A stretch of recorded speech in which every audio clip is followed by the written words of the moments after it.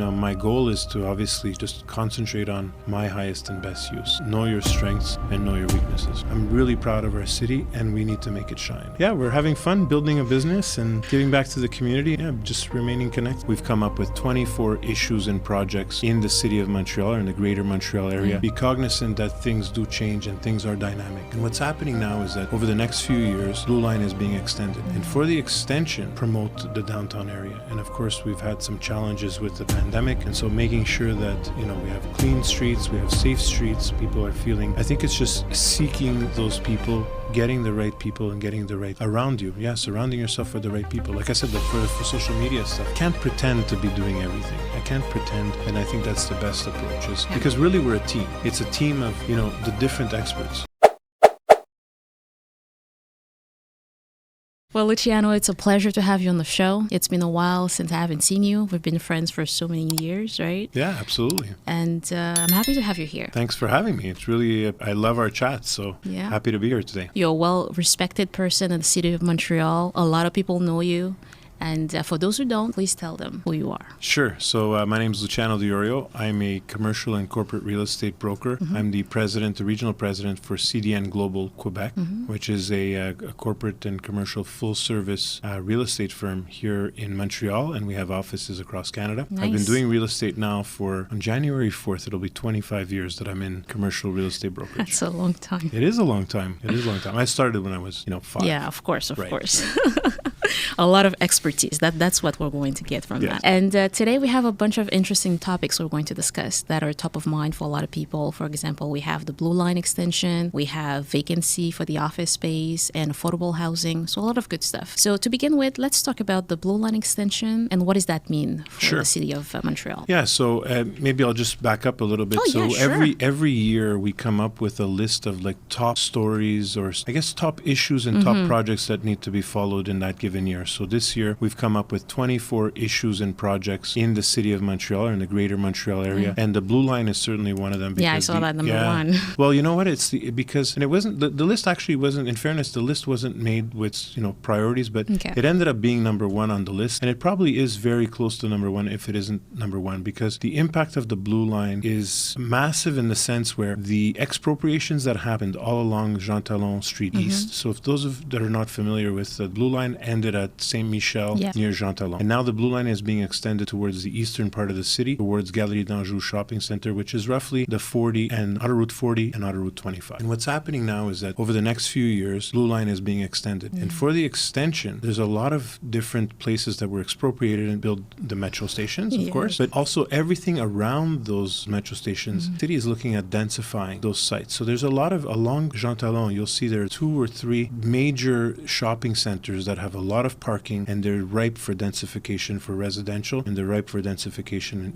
just in general. So it's having an impact because you're seeing now developers, some of those properties. Already. There's also some development happening, and knowing that once the metro opens, and this will be it'll be a direct connection to the Université de Montréal. Wow. And it'll be a direct connection, of course, from the Blue Line, gets you to, obviously through the subway system, but gets you to the Orange Line, which is one of the most popular, lines in the subway, and of course gets you downtown. So it's opening up another sector that are going to affect real estate of the city that was underserviced by public transit. So for the real estate, it's going to be it's going to have a big impact. I think we're already seeing the impact. I mean, if we think of, like I said, the Galerie d'Anjou area, that if you look at it from a Google map, you'll see that, there's a lot of empty spaces which is occupied by parking. And some of that, I'm sure, is going to be looked at for densification on the residential side. And with being close to public transit, of course, people are going to want to live there. For sure. And there's going to be less traffic probably near the 40, and that's going to help a lot. Exactly. They said it's going to end in 2029, I think? Yes, I believe so. Now, that's changed a bit because, and I would encourage your listeners to look at the website of the STN, because that's changed a little because of the COVID, what we've looked at in terms of COVID. And what is the next topic do you want to tackle first, the office vacancy? Sure. Okay, sure. Yeah, why don't we speak to that, because I know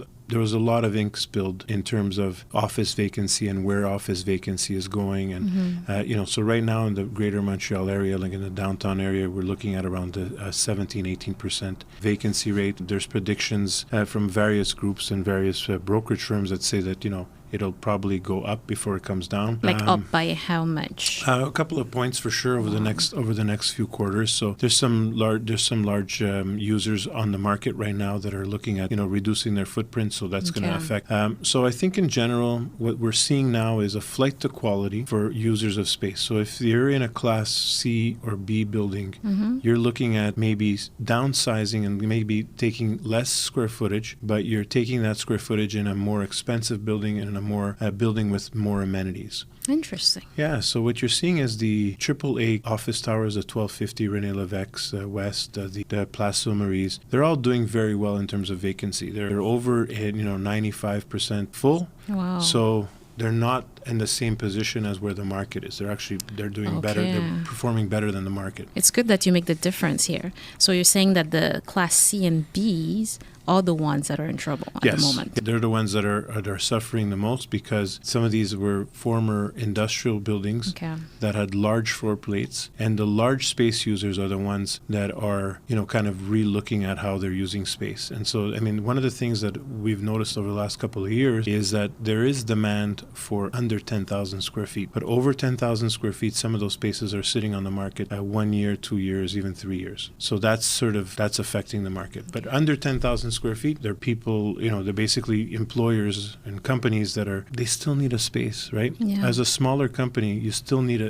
a space to collaborate, and so those ones are seeing success. So what about office spaces? Can they just divide them a little bit? Or? Some of them they can. Some of them there's restrictions in terms of just the way the disposition of their, the way the floor plate is designed, and sometimes it's just difficult to break up the spaces. But our recommendations for any landlords, any investor clients is look at seeing how you can cut up your spaces and look to see how you can give people, companies, smaller spaces and what I call like bite-sized spaces, like spaces that are ready to occupy. And that's what we've been telling. Fully furnished and wired if you can, or certainly with Wi-Fi access, because most companies that are out there are looking for that space, and they don't have necessarily the time or the resources, financial resources, to build out space. So they prefer that the space is already built out and ready to go, almost like a turnkey situation. Yeah, it's and easier. Solution. And in terms of the above 10K square foot, what is the cause of the decline? Well, I think that some of these are larger corporations, and they're getting a lot of pressure from their employees that they don't necessarily want to. They want to have that hybrid model, and a lot of those companies, the way they're working, they don't necessarily need to be, or they feel like they don't need to be in an office environment, and so those companies are a lot more flexible, and those large space users has become a challenge. But I think some of them are also looking at it and saying, this hybrid model, we're not sure, because we're losing that culture, that company culture. We heard it through the pandemic, there was that silent resignation and people kind of not feeling connected to their employer. I mean, I feel terrible for, anyone coming out of university right now and getting a job in a company and not really being able to kind of meet their fellow fellow colleagues. So everybody's remote. Everyone's removed, right? Everyone's behind the screen. Actually, well, we said it today. You and I have seen each other very often on a screen. Exactly. But it's different together, right? Yeah. And so humans are meant to be with humans. And so I think that in the long run, I think that, and I always joke about this because I say these questions are asked to me as a real estate broker or as a real estate, someone in the real estate industry. We should really be asking sociologists and psychologists about what is the impact long term of this remote work and how we're doing work. So, but I think there's this push and pull from both sides. The employees don't necessarily want to go back because of the convenience of staying home. They don't have to commute, traffic, and all these other things. But then, but how do you balance that? I don't know if you know the answer to that. I'm not sure I have the answer, but I know that, for sure, if you're given the choice, can I walk my dog and prepare my meals and do my laundry and do a Costco run versus driving to a place called the office and then, having to drive back and then do all of those things that I've just described, right? So people are kind of, obviously we don't have any statistics or evidence, but I'm sure people are doing things that are not necessarily work related. There's also, we are hearing, of course, there's some people that just have not been able to disconnect from work. There's some people say, no, actually, I'm working longer and harder, and now my computer is always on, and I feel like I'm always connected to work. We saw this in France, right? They're actually mandating, like, you cannot send an email beyond a certain time, or else, and there's a law on it. So I think that the fact that the culture part, like a lot of the smaller companies, some of them didn't lose a beat. Yes. Some of them, even during pandemic, like they just went in. They ignored any, They put those plastic. But they ignored any advice from the government and any advice from the health agency to say, like, don't go in. People still went in because they felt like, no, we're a team. We need to be together. So I think that there's going to be a balance to be found, and I don't know if we've found that balance yet. And until we do, the office vacancy keeps going up. Like you said, 17 to 18, and it's expected to increase. It's expected to increase a couple of points over the next couple of quarters. So yeah, it'll be interesting. So I think it'll be interesting to see where real estate is going. And I think that one of the things about real estate that I appreciate is that it is actually the most dynamic, static thing out there. When I say that, what I mean is a building is static. It's there. It's it doesn't move.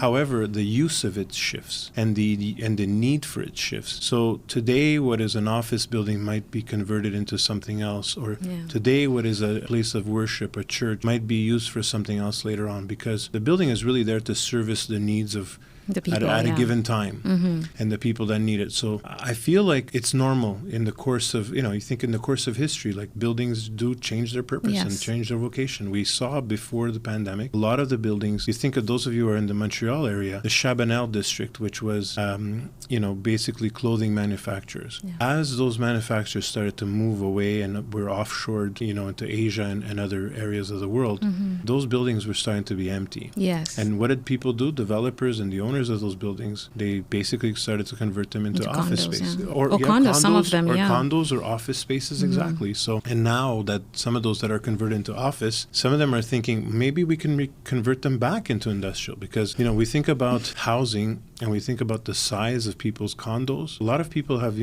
smaller condos, and they don't have space for winter tires, and they don't have space for their bike, and they don't have space for the different things that we need on a daily basis, especially in a city like Montreal, where we have 4 seasons. So the need for storage spaces. So some of these buildings are being converted to storage, and they're no longer office. They're no longer industrial spaces. So I find that interesting, because if you look around our landscape right now, you'll see some of these buildings are already starting to be converted into self-storage spaces. Okay, I guess that's a nice segue into affordable housing and conversion of office spaces into condos or housing. That's a big debate at the moment to see is that possible in some places. I know zoning is a huge factor in that. It's a major factor. Actually, it's probably factor number one, closely followed by the fact that some of these buildings, they just cannot be converted because you don't have enough natural light for all of the occupants. For the bedrooms, of course, every bedroom needs a natural light. And so if you have a big floor plate, like some of the buildings I described on the Chabanel area. Yes, these are huge. They're big floor plates. So we need to make sure that everybody gets natural light. So it's either you have a massive apartment or a massive condo, or we put a hole at the top of the building and put a big atrium, which of course takes away from your rentable space or your sellable space. And so some of them are just, the conversions are just not possible. The other thing too is, in addition to the zoning and the physical conversion of the building itself, is the infrastructure that the city has in place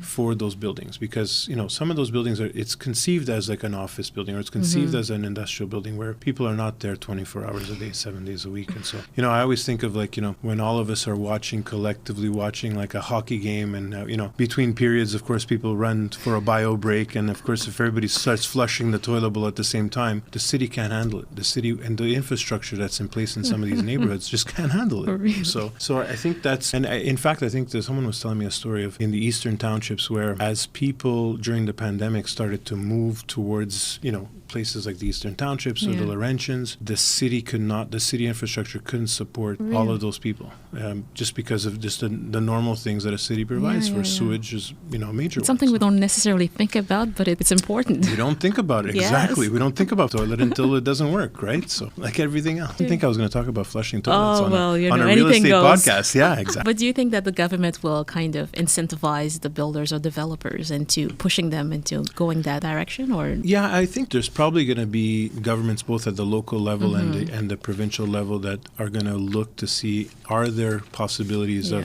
helping the cause? So I remember when these industrial buildings were starting to be converted into office, and the city of Montreal had put in a program called PRAM, P-R-A-M, and that was, they were basically giving a tax break to tenants that were going to be moving into these industrial spaces that converted into office. The tax break was there because these buildings were being improved, and as they were being improved, the value of the building went up. And so to make up for the difference in price per square foot, we'll give you a tax break holiday on that increase, because we want to encourage people to come and move into these buildings and repurpose these buildings. So I think that, the municipality and the provincial government are going to look at ways of how do we do this. But like I said, it's not every building that'll be able to convert it, and I think there's one one that was written about just recently on Sherbrooke Street, the old Standard Life building, which then became Manulife, on the corner of Sherbrooke and de la Montagne, just across from the Ritz-Carlton. That building now has been sold to a developer who's going to turn it into residential. Oh, wow. Yeah, and if we look at that building, why? Because floor plate's smaller, you can get natural light to to everywhere you need to. Well located, not far from universities, downtown, and so on. But is it a good deal for the developer to do that, or? Well, I'm not sure in that particular case, but I think that obviously developers have to do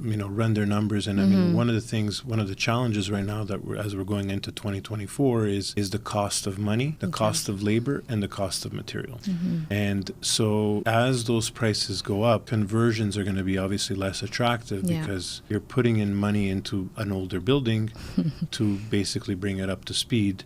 And so not everybody has the funds or the ability to do that. High interest rates, maybe now is not the right time. Yeah. Exactly. Let's pivot into talking about CDNGlobal. You joined in 2021. Yes. And now what is your role? So CDNGlobal started across the country, and I started the brand here in the Quebec area, in Montreal. And the idea is basically we are building a brand across Canada. So we have an office in Vancouver with my partners. We have an office in Calgary and Edmonton. We have an office in Ottawa. We have an office in Montreal. We just recently opened up this summer an office in Quebec City, and we have just announced 2 weeks ago an office in Toronto.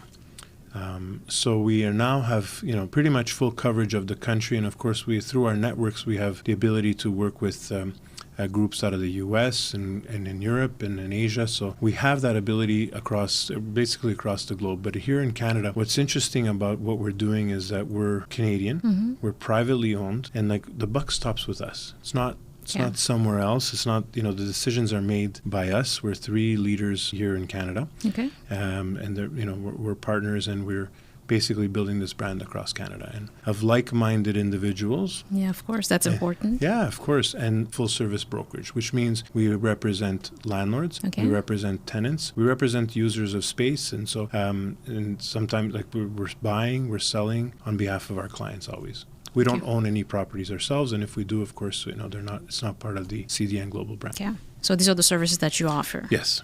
And what is the advantage of having you and then having all the other cities that, for investors, why is that important? Well, we have a pulse really on what's going on in the different markets across Canada. And I mean, what we're speaking about today is very Montreal specific.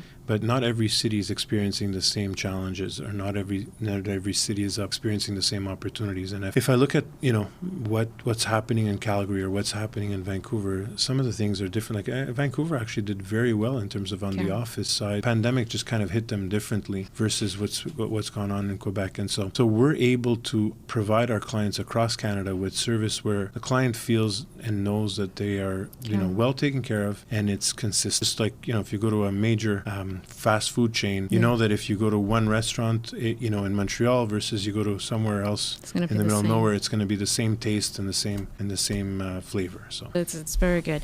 And do you necessarily help smaller businesses, or is it large firms that you represent? Small, medium, large businesses. I mean, we've helped. We do a lot of work with not-for-profits actually. Okay. We do a lot of work with multinationals. So it just depends. I mean, we're doing some work now with the groups out of the the UK, some groups out of the US. So it's based on the need. It's based on the need. But people look to us for our expertise and knowledge of what is going on in the market that we're servicing. Let's say I'm in I want to lease an office. I need, I don't know, over 10,000 square feet. How do I go about the process? Maybe I've never rented before. Walk me through. What do I have to do? Sure. So I think the first piece of advice I'd give to any employer, any company that's looking for space is really understand what your employees want. And I think we touched on this before, because you said, you were saying before, well, the hybrid model, or even like, why should I come into the office? Why don't I just work from home and I can walk my dog and what have you? So I think the first thing, do a survey of where your employees live, what your employees are looking for, and understand what what is going on within the company and what kind of culture you want to build, because space is going to help you build that culture. If you have an open space, that'll allow for more collaboration between employees. If you have a series of closed offices, that'll also have an effect. So the physical space is so important in how you design it, the type of building you have, type of amenities you want. There's some employers or some companies that say absolutely need a gym in the building for our employees. We absolutely want to make sure that there's access to food courts, access to public transit. What we suggest is that employers give us the postal codes of where their employees are, so we can map it out and help them decide where the area of town that you want to be in. Really? Yes, absolutely. Wow. Because if people are traveling a certain distance, they're going to stay home. No matter what you do at the office, if you give them pizza every day, or provide them with cannoli, or I don't know what you want to provide them with, it's not going to be enough. Okay. So I think it's just getting the right understanding, and so starting off with a survey. Yeah. Once we know as brokers where you want to, like what your employees want and what you want as an organization, that helps us and inform ourselves as to where we can be and where we want to be. Yeah. So that's when you start looking to see where you can match the perfect. Yes. Okay. Yeah. And then we get designers involved, because the designer is going to come and help us lay out the space as per your requirements. And so sometimes there are some buildings that just for whatever reason just won't be able to fit what it is that the spaces that we look at won't be able to fit what you want. And so we have to obviously sometimes we'll plan 2 or 3 different spaces, 2 or 3 different buildings, because maybe a space that you're planning for 10,000 square feet in another building, it actually ends up being more square footage, maybe 12,000 square feet, because the way the disposition of the columns, the disposition of the way the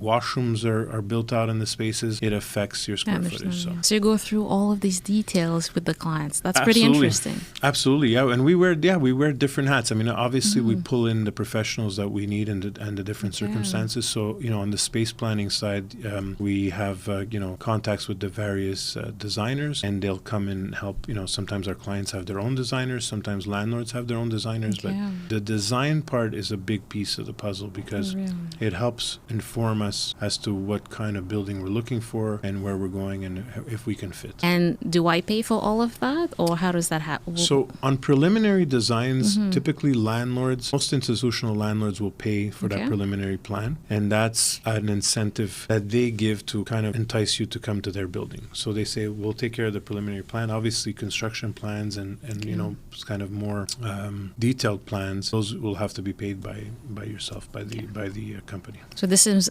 like a long process. You should be speaking to your landlord today to be discussing kind of what are your next steps, because time goes fast. Yes, 1 year goes by really fast. Time does go fast, and there's also several factors, right? Because you're not alone in this. Example, if today you saw a space that you like, by the time you get into the space, it doesn't work. Like, you don't get in there by the weekend. You'll get in there maybe within a month, if assuming that the space is ready to go, because it'll take you at least a month to negotiate your terms and conditions. Okay. Is that something that you do on our behalf, or? So we'll help you with the negotiation of an offer to lease. Okay. We'll help you with the negotiation of the lease. However, we always recommend and highly recommend that a lawyer, and typically a real estate lawyer, is involved in the process. Okay. And the lawyers, many companies have their own in-house legal counsel, and then some lawyers will go out, and some companies will go out and get their own legal advice from a third party. And I think that's the best approach,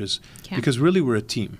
It's a team of the different experts. Yes. So the real estate broker, we're looking at the financial side of the equation. The design and project manager is looking at all of the design aspects of the physical space, and then there's the lawyer that's looking at all the legal implications of a lease, because most people are not signing leases every day. Exactly, a landlord is signing a lease every day. You as a company, you're signing a lease every 5 years, maybe every 10 years, and so some of those documents are 40 pages long.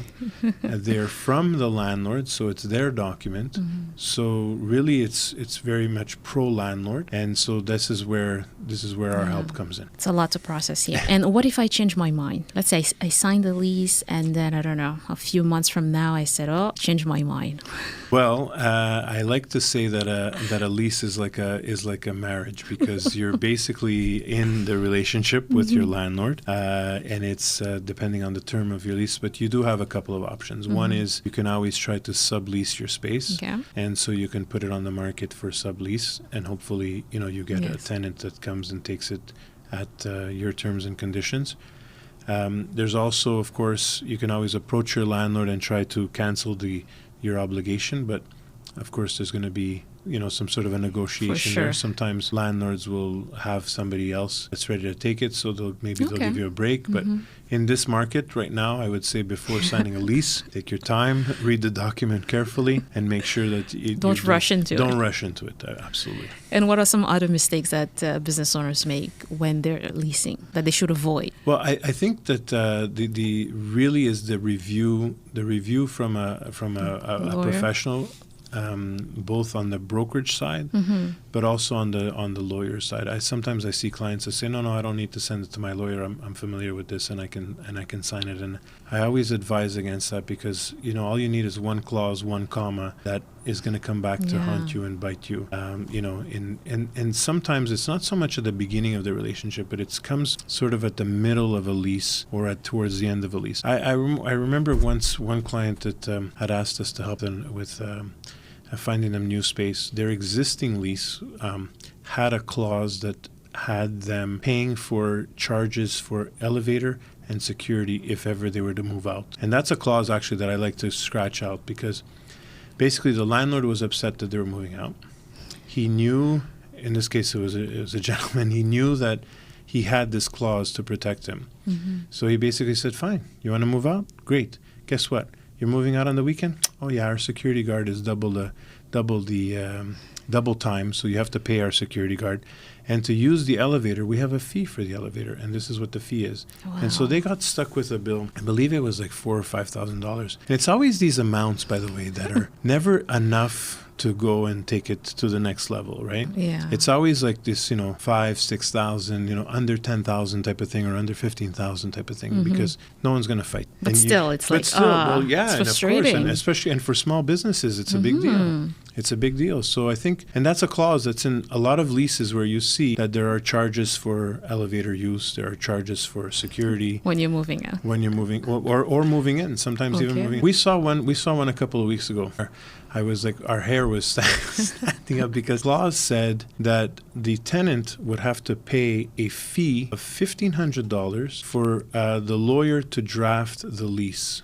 Really? Yes. And now the lease, remember, the lease comes from the landlord. Exactly. So why am I as a tenant paying $1,500 to receive a copy of my contract? It's your contract. So of course we struck that out. But if you don't look, and if you're not sure, you're not familiar, and of course when you're signing a lease, when you're doing this, you're probably doing 50 other things. Yeah. Right? Especially if you're starting a business, you're like, okay, fine, just sign. I know. Distracted and not paying attention. And all of a sudden you're getting a bill for $1,500. And like, what's this? Well, read your lease. So important to take your time and look at leases. And also to choose the right broker to represent you as well. Choose the right broker, and having connecting with the broker, and certainly like being comfortable with the broker. I think that what you want is a broker that's going to look out for your interest and make sure that they are following a process. And like I said, the process of understanding, doing the work beforehand. And that work has to be done really at the company level, at the client level, right? The group looking for space highly suggests that you're looking at all of this stuff beforehand and then allowing us to do our magic, I guess, properly, right? So. All right, we're going to, I don't know if you wanted to add another point on that subject or... No, I think that's... well covered. I think it's covered. I think.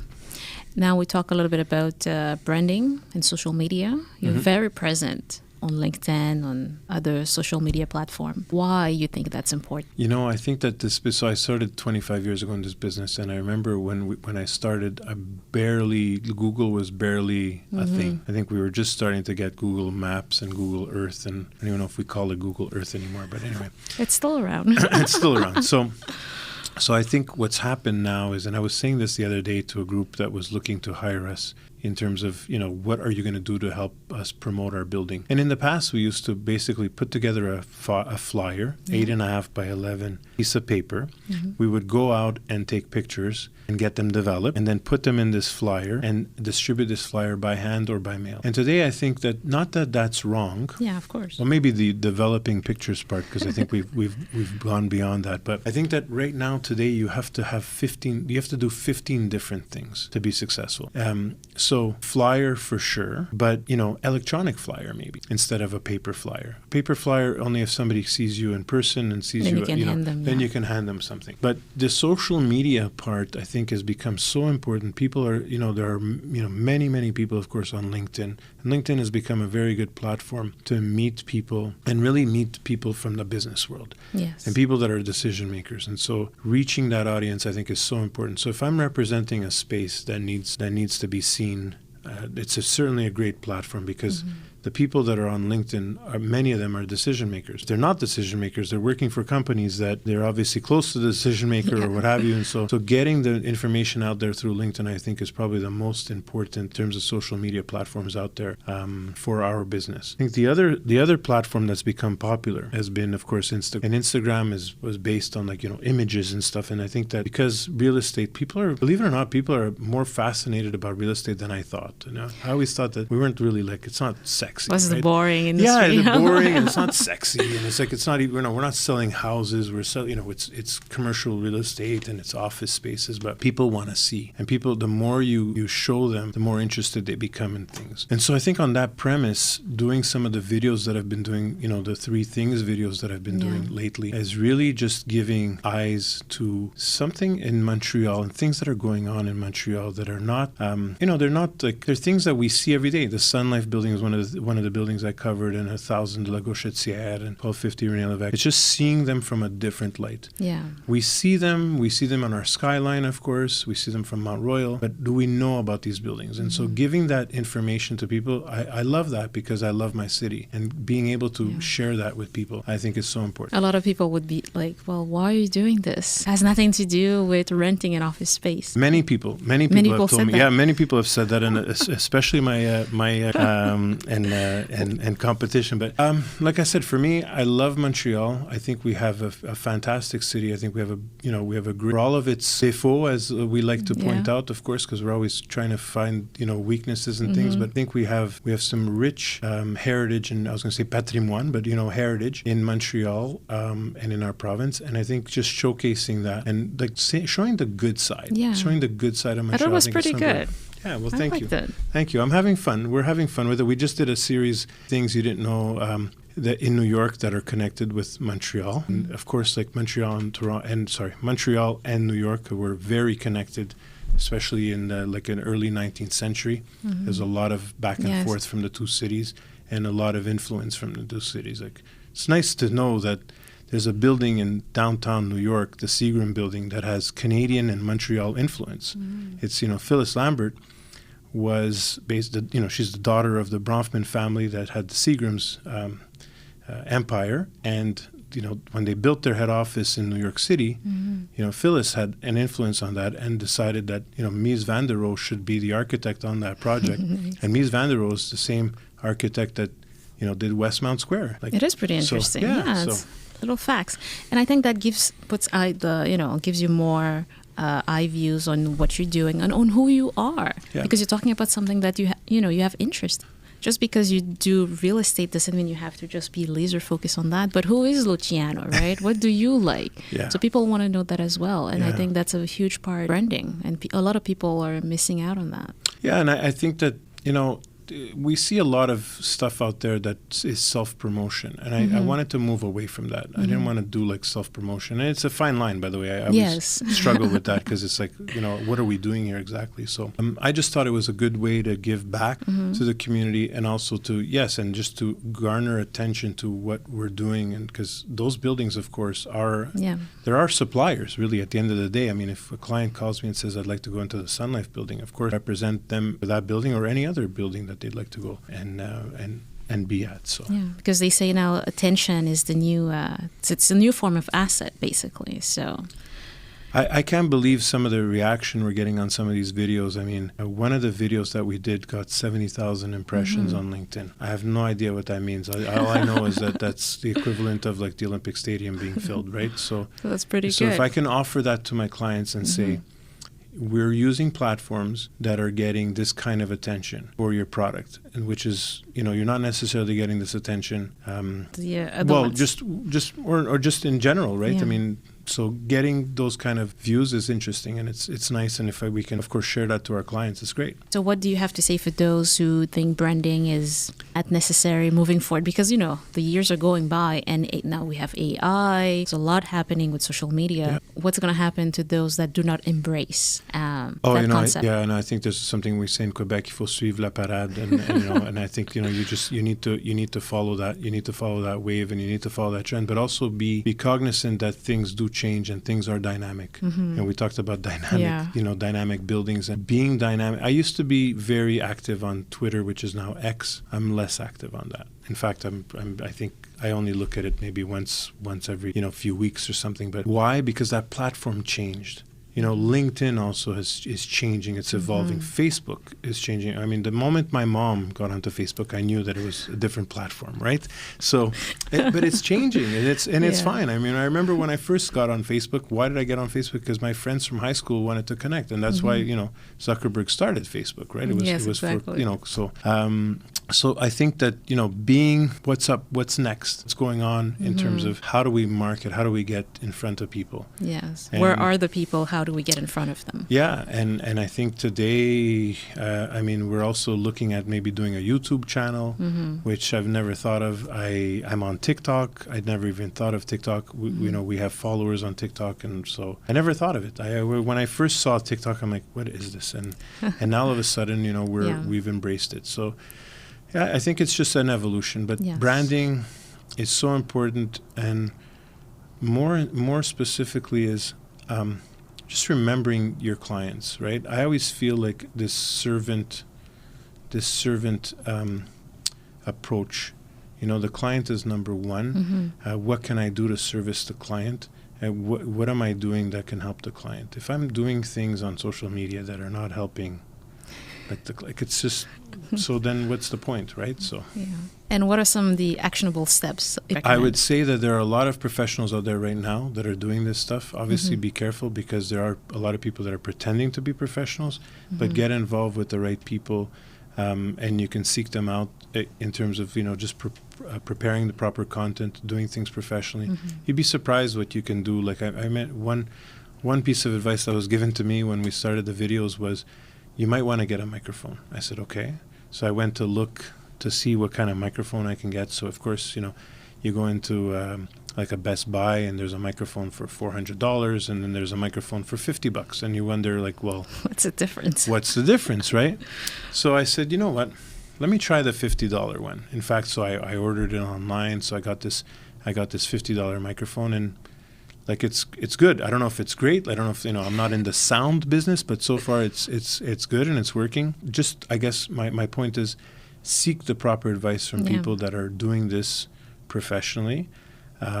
Get people involved with what you're doing, because yes, it might cost you a little bit of money to get started. It's an investment, basically. But it's an investment, absolutely. Yeah. You wouldn't want to bring your car to someone who doesn't know anything about your car, right? So I think it's the same kind of thing. All right. So what about the ones that are getting into the profession, the industry? Oh boy. Yeah.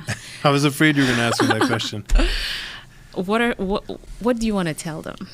Word of wisdom. Words of wisdom for someone getting into the profession or thinking about it, I would say, is perseverance and consistency. Need to be able to withstand 18 months before you make any money in this business. On the commercial real estate side, and I've come across some residential brokers, I don't know if you have any that are listening to us, but the residential side and the commercial corporate side is different. And our sales cycle is a longer process. It's just, we talked about the process before. So imagine starting off a year in advance before. So if your lease is coming up and your lease is 1 year away, chances are you as a broker are only going to get paid in a year from today. Yeah, makes sense. At the minimum.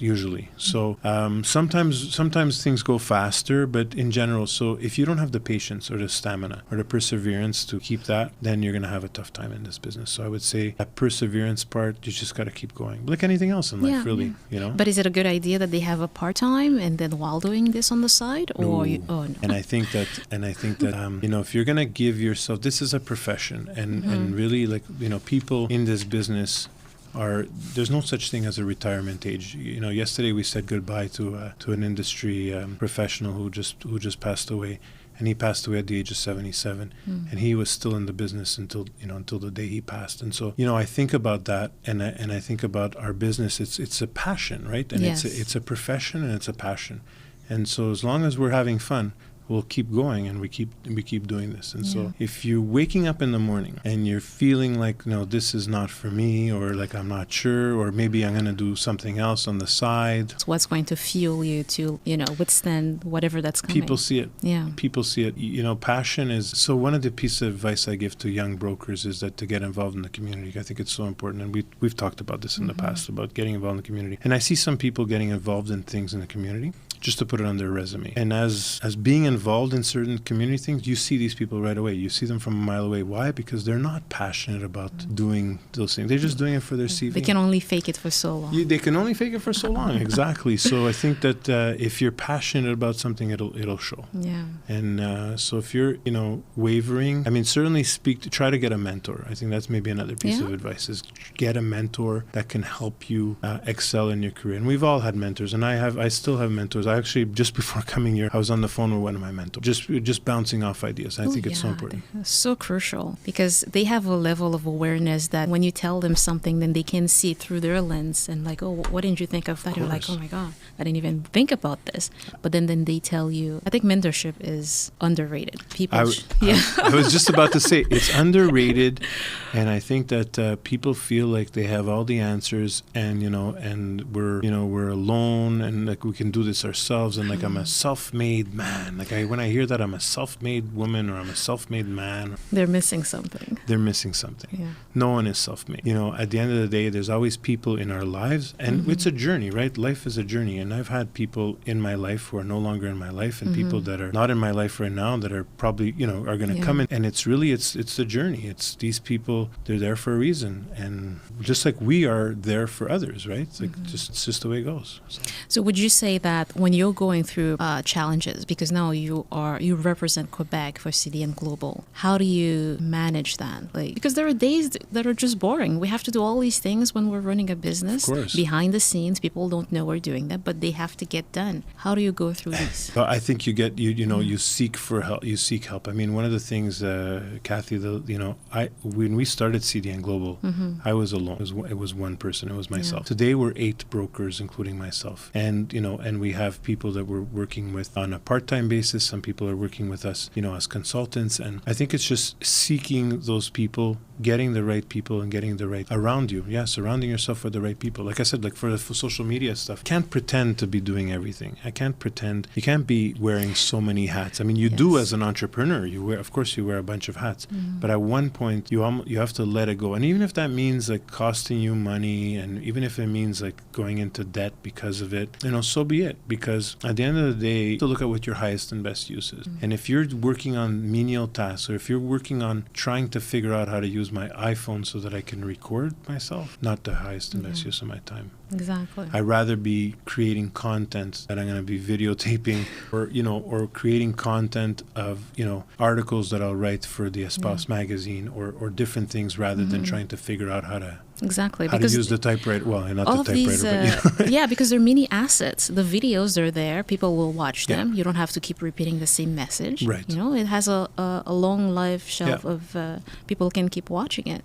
Yeah. And a lot of people, they rather stay focused on trying to figure out everything themselves, wearing all the hats like you just said. Exactly. And not seeing the big picture, the big vision. And I get it because I still do wear many hats, but as it goes, my goal is to obviously just concentrate on my highest and best use. And so I think that's another good piece of advice for some of your listeners who are, thinking about getting into this business is, know your strengths and know your weaknesses. That's good advice. I was just about to ask you, what is the last wisdom, you want to impart to us? But I think that's pretty much it. Unless there was something you wanted to add to that. No, that was, I think so. And for the city of Montreal, I know you've given your time, your heart for this city. What else? What do you like about it? We have a pretty unique city in Montreal, in North America, really. We have a bilingual city. We have people that speak many people speak more than two languages. I met some of your people here today that are doing great things in other languages and connecting with communities. And I think we have in richesse, like a very rich culture in Quebec and in Montreal. And I mean, I'm involved with McGill University, as you know, and it's so touching when I travel and people see me. I'm usually wearing a McGill hoodie, and people saying, "Oh yeah, McGill, Montreal, great city," or McGill, great school. And I think we have to capitalize on that. We have such a great in this. I mean, we always talk about the food and the bagels and the smoked meat. Well, the bagels and the smoked meat, right? It's a community. It's a community that came to Montreal that brought those traditions to Montreal. The Jewish community brought that. The Italian community brought that. The Greek community brought but it's beyond food. And so for me, I'm really proud of our city, and we need to make it shine. And I think that's important. And do you want to talk about you do a lot of volontariat? Yes. Tell us a little bit about that. So what I'm doing right now, so I've done different things over the last 25 years and more. What I'm working on right now is I sit on the board of Montreal Centre-Ville, which is our Downtown Merchants Association. And so that's really the group that helps merchants downtown and office tenants, basically promote the downtown area. And of course, we've had some challenges with the pandemic. And so making sure that, we have clean streets, we have safe streets, people are feeling like there is places to go downtown. I don't know if you saw some of the lights that have been put up in the downtown area, but there's some beautiful holiday lights that have been put up, and it's really changed the face of downtown. For sure. And of course, so the different things there. I also sit on the board of governors of McGill University. That's a volunteer commitment that I've started as a young alumni over 20 years ago, and just a way for me to give back to McGill and to my alma mater, but also connecting with just some great people. We have 300,000 alumni across the globe, so in 195 countries. So it's just nice to be connected to that, world-class institution, really, right here in Montreal, right? So those are kind of the two volunteer things that I'm doing. I've just stepped off of Desjardins after 25 years. I felt like it was time for me to go. Maybe too long in some people's opinion, but it was important for me to be involved with that. I've been doing some work also. I had done some work with the Children's Hospital, as you know, and that as well, I passed the baton to others who are having the same experiences as me and having a premature child and just finding ways to get back to the hospital. So I had done that for over 10 years and also, wanted to pass the baton. So, we're having fun building a business and giving back to the community, just remaining connected with... I love it. Well, it was a pleasure to have you on the show, Luciano. Thanks, Till next Cathy. time. Thank you.